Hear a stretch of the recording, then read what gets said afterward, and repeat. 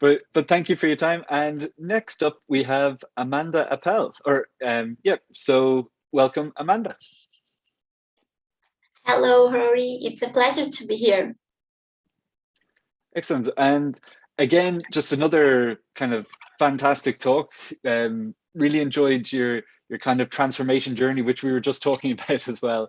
Um, so uh, nice when talks segue into each other. My first question is, where are you? Where would you describe yourself on your transformation journey? Oh, as I mentioned in my session, I believe that conquer some conquer some things, but we are a bit far away from being a really product-led organization. And it was really nice to watch Daphne's session because I believe that we are trying to do exactly the same thing in a really large enterprise, and we are struggling with similar challenge.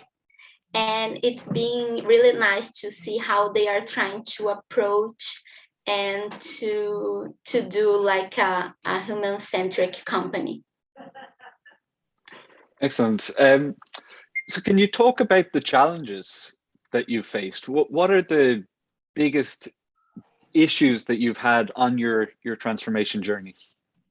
Oh, I believe that the biggest challenge it was I was shifting jobs in the middle of the pandemic, and we were like starting a digital transformation, and the whole company was also start to learn how to work in the in this new environment.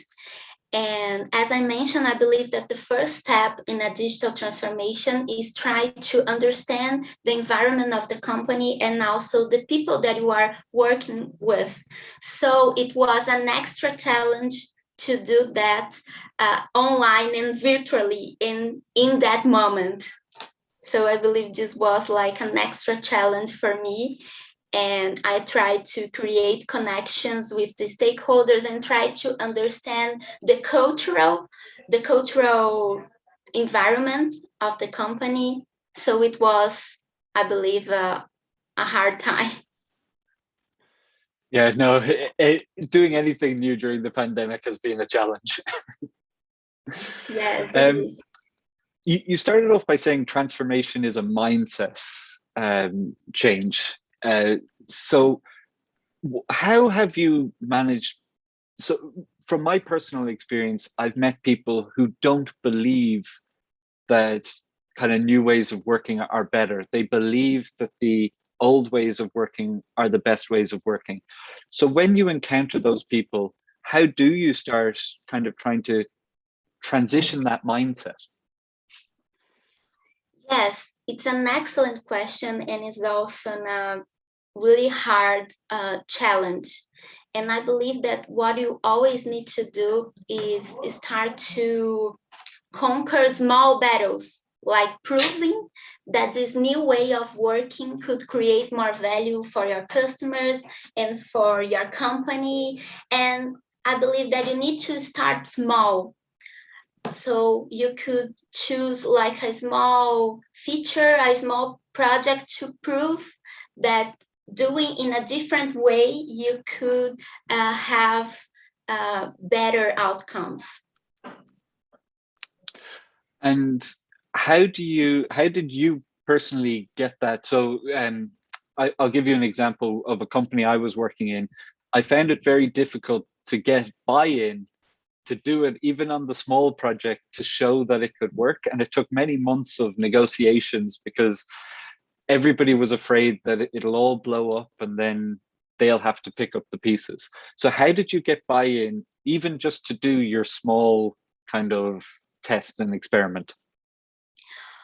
Oh, I always try to get the buy-in first.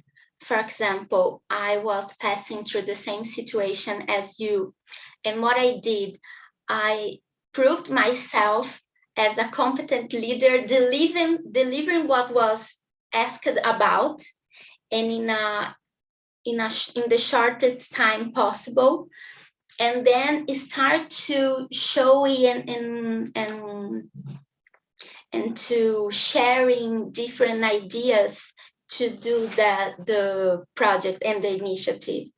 So it was hard, and sometimes you're going to win and sometimes you're going to lose, and sometimes it is going to take a lot of months, as you said.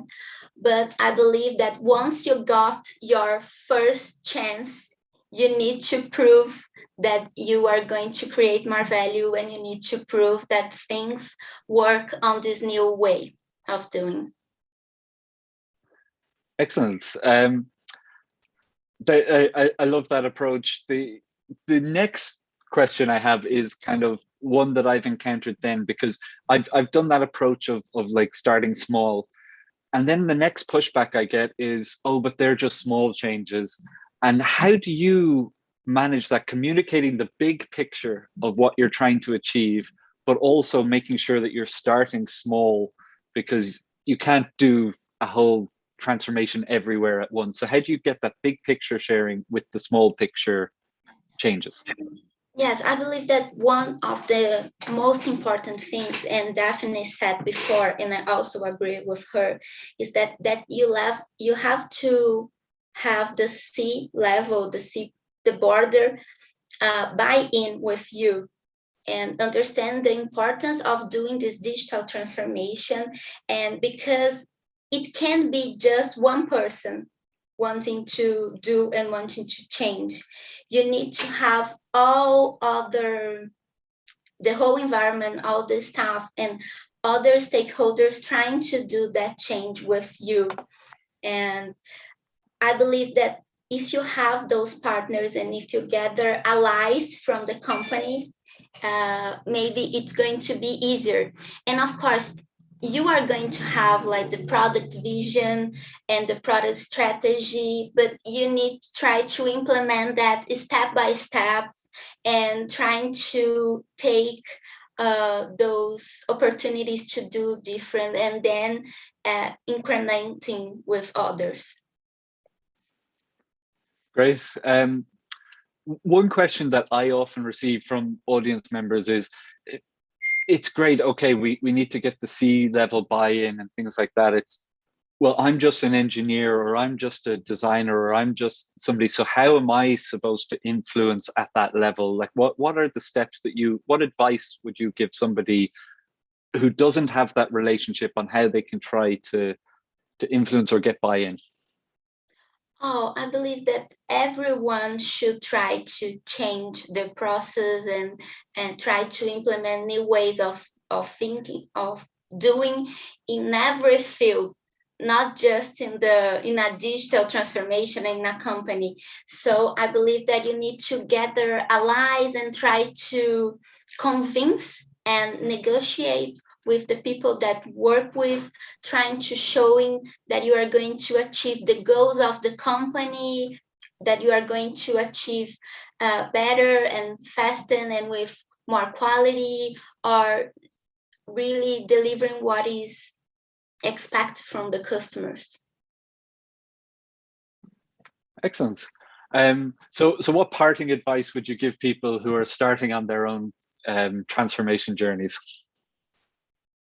Oh, I would say of course, you are going to use a framework, but doesn't try to implement all the way you are reading at books and and you are watching another videos. Try to understand exactly what your company needs and what are the challenges that you are going to deal in the company that you work.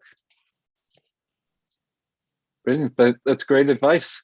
And I think we're out of time. So thank you very much, Thank you. Amanda. And